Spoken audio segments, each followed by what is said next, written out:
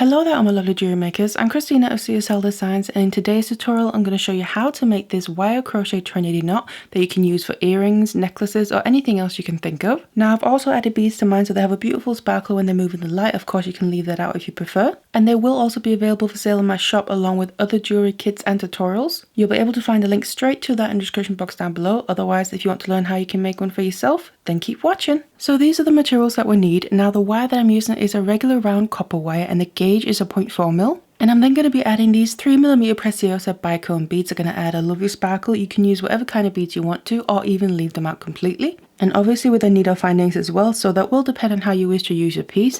In this case, I'm going to be making them into earrings, so I'm just going to use a couple of jump rings and some earring posts and butterfly backs. And as for the tools, I've got some flush cutters here so we can cut our wire, some chain nose and tweezer nose pliers to manipulate the wire and also for the jump rings. And then of course we can't forget a crochet hook, so the one that I'm using here is a 1.25mm size. Now it doesn't have to be that specific size, but just make sure it's a small one. And you will find the tools and material list in the description box down below. Otherwise, let's get it all ready and let's get started. So we're then going to get our wire ready here, and I'm going to be working with this still attached to the reel. That way we have minimum waist stitch, and also it's hard to know exactly how much we're going to need. So I'm going to work towards one end and just leave a short little tail and grab onto the wire there, put it over your finger like that, and then take your crochet hook and put the hook part in between your finger and the wire, and then just do one full rotation like that. So we have basically our first loop, and then from there we need to start making a row of loops. So this length of wire here is the one that's still attached to the reel. The short little tail I'm just going to hold on to for now. It can be a little bit fiddly in the beginning, but once we have a couple of loops made it gets easier. So the length of wire attached to the reel is coming behind the loop, and then I'm just going to have my crochet hook through the loop there, go behind it, grab onto it, and then pull the wire through the loop like that. And then I'm going to use the hook and push through the loop to enlarge it to the widest part here. There's a shaft just before the handle, and then I'm going to pull it out a little bit further, you can see like that. And then from here we need to flatten this to lay flat next to the other loop so we can create that row of loops. So I'm just going to take my crochet hook and rotate it so the hook part is facing away from me, and then I'm going to flatten it down by pushing it into position like that. And then we can see we have the two loops right next to each other, and also from the side they are flat next to each other as well. And that's basically how we're going to keep going. So I put the crochet hook through the loop that I just made, and also the benefit of using wire here, you can see they don't come undone by removing the hook, so you don't have to worry about that. But now we have a little bit more to hold on to already. Gets a bit easier then. I always hold onto my loops here right below where my hook is basically. That way I have most control. So again, the hook through from the front towards the back and grab onto the length of wire. Bring it through to the front and then push the hook through to the widest part and pull it out a little bit more. And then rotate the hook to point away from you and flatten it down. So there we have the third loop. And like I said, we just need to keep going like this until we have the amount of loops in a row that we need. So I've now made 17 loops here. You can see the whole row of them, including the last one where my hook is through. And this is going to end up being one of the points in the piece. So we need to make sure that this is going to stay a point. I'm going to keep making loops. So I'm just going to pull through the wire with the hook towards the front, push the hook through there so we create a new loop. Now instead of rotating the hook away from us and flatten it to continue the row of loops that we've been making, I'm going to make sure it goes in a different direction just to make sure to emphasize that this is a point. So what I'm going to do is bring the loop towards the left side of the loop where we're coming from, so right to the left of it, and then we can straight away rotate our piece and change how we're holding it. So it's a little something like that. You can see we almost created a little corner here. And then from there, we then want to keep making loops. So technically now, including the one that's going to be the very point, so the corner you could call it, that's the first one. And then I just made the second one. And then we need to make more loops in a row after each other again. And in total here, I've now made 11 loops. So that's including that very corner one. From there, 11 to the very last one. And then what we need to do now is start attaching some of this together. So from the very first loop that we made, we need to count. And I'm going to count 1, 2, 3, 4, 5, 6, 7. So through the 7th loop there is where I'm going to put my crochet hook through while it's still going through the last loop that we made. So basically I'm going to stack these two loops on top of each other. and push the hook all the way through. And then we want to continue the row that we were making down here, but we've just then attached it where they cross over. So all you want to do is pull the wire through in the same way towards the front there, pull it out, make another loop, and then flatten that down. And you can see it's continuing the row that we're making from the corner. And then from here, we need to make enough loops to basically reach out and make the next point.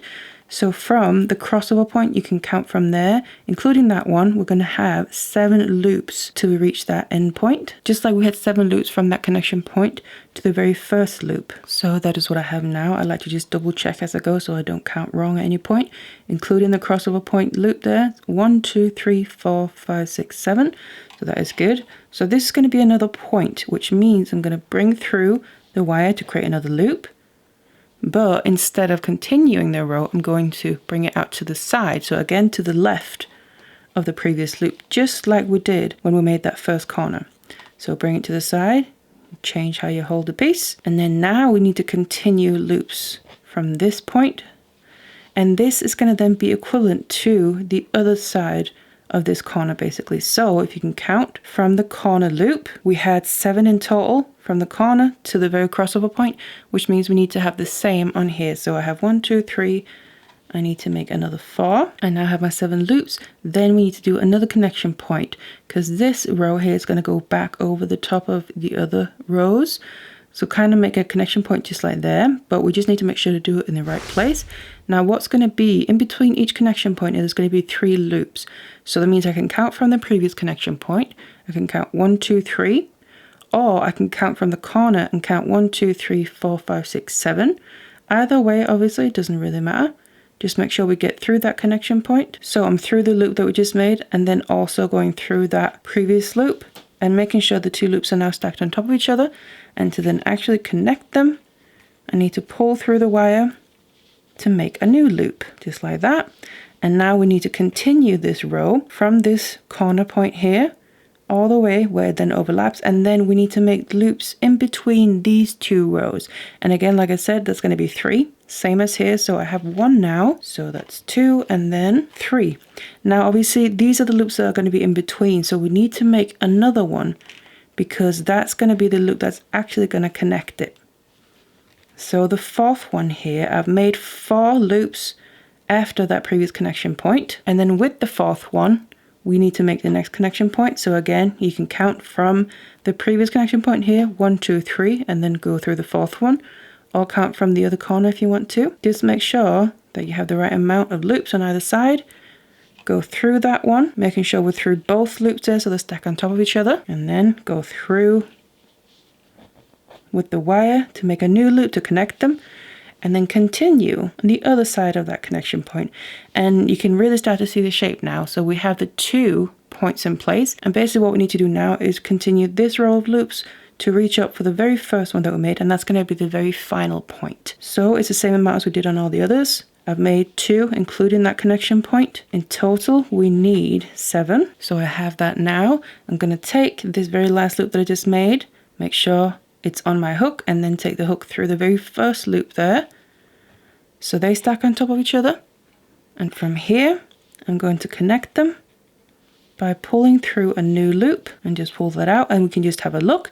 You can see now the complete shape. Now don't worry too much if it looks a little bit wonky like mine does here, because we're going to sort that out as we go through and basically do another layer of loops on top of this, which is what I'm going to do straight away. So go back to the loop that we pulled out, and to do that I'm going to basically use the path that we've already made. So this was the beginning point. I'm going to literally follow the row of loops, and I'm going to do that by having my hook through the new loop and then bring it down through the very next loop. So again, we're stacking 2 loops on top of each other, and now I'm going to make sure that whenever I go through a new loop, I'm going to pull this wire tight so it tightens around the crochet hook before I then bring the wire through to make a new loop. So again, pull it out, and then while you're through that, go through the very next loop, pull the wire tight so it tightens around the crochet hook. That way we get more consistent sized loops, and we also kind of neaten everything up and just keep going one after the other. And that includes when we get to the first crossover point here. So all you want to do is go down through that in the same way. Obviously it already has 2 loops, but that's fine. It's just going to have 3 now. Go through that, bring a new loop out, and you just want to continue. So I'm going to follow this path all the way over to the next point, follow that one, and like I said, just do those connection points as well until we reach all the way back up to the very beginning part. So the whole path basically has 2 layers of loops, and then we can see doing that double layer of the loops there has really neatened it up nicely, and it's also made it more sturdy. So just to finish it off, I'm on the very top loop there. I just want to bring through the wire and pull it out a bit, and instead of now continuing to make loops, I'm actually going to cut off the length of wire from the reel. Now I'm going to use this length then to attach the beads as well, and it's going to be about 30 to 40 centimeters or so. It doesn't have to be too much more than that. So cut that off the reel. Now of course, if you're not adding beads in, you can just cut it off shorter and then finish off the ends. But from here, what I'm going to do is put the crochet hook through the loop that I made, and then I'm going to pull the wire all the way through, so it's now coming out through that loop towards the front. And what you'll also find is that very last loop that we made is a little bit kind of loose, so I just want to go down through the next loop, and you'll find little gaps in your crochet work there. So go down through there and then pull the wire all the way through and tighten it nicely. Now that's fastened that loose loop in place, and we are getting our wire into position to add beads in. So what I'm going to be doing is adding beads in every other loop, and I then just want to get my wire into position because I'm going to add them here on the front side. So I'm just going to come up through the same loop where I went down, but making sure I go in between some of the wires here so it doesn't just pull through to the front. Then just pull that all the way. And now I have my wire in position. I want to add my first bead on top of the next loop there. So in my case, it's actually the 3rd loop from the point. So just grab a bead, add it onto your wire, let it drop all the way down, and then I'm going to skip over the loop where I want the bead to sit and go down through the loop after that. Again, I'm making sure to go through little gaps in the wire crochet, pull that all the way through, and as I'm pulling that down, I'm going to make sure the bead is going to sit sideways over that loop that we skipped. So like that. And then from there, I'm coming up through the same loop that we went down through, but making sure I'm going on the other side of some wires so it catches onto them and doesn't just pull through. Pull that nice and tight, because then I'm going to add a bead on top of the next loop after that, which is, like I said, every other loop is where I'm going to add a bead on. So again, add it to your wire, let it drop all the way down, and then skip over that next loop, go down through the one after that, and then pull the wire all the way, making sure the bead then sits sideways over that loop that was skipped, and then come up through the same loop. Like I said, making sure to catch some of the wires though, and pull that through. And you basically just want to keep adding beads in like this. The next loop that I'm going to skip is actually the connection point there, but just add a bead over that as well, and then continue like this, following that same path until we reach back up to the very top where we started. And I'm also going to add a bead on that very top one. And then all that's left to do is finish off the wires here. So I'm just going to flip it to the back, and then where the wire is coming out from, I just want to find a place in the wire crochet here where I can wrap this length around a wire in the wire crochet, just a single one. So just bring the end right through and then just pull it all the way through there. And I just want to wrap it around in that same place a couple of times. And doing the final one, pull that nice and tight. And then instead of going around and wrapping it again, I'm just going to bring the wire over as if I was going to wrap it, but instead of wrapping it around, I'm going to cut off the excess. And there's going to be a short little tail left that we can feel with our fingers. I'm going to make sure to tuck that in using my tweezer nose pliers here. So obviously we don't want this to be able to catch or scratch on any skin or clothes or hair even. So just make sure to tuck that in between the other wire crochet. And that's how to finish off the ends. Of course, we got the other end as well. Make sure to do the same thing with that. And then you have your finished wire crochet trinity knot. Now, of course, you can use it for what you want, but in this case, I'm going to use it for earrings, but you could equally do a necklace or whatever else you can think of. So I'm just going to grab a jump ring, open that up, and then how you can attach it is by taking the jump ring and putting it through a loop at one of the points and just grabbing onto that.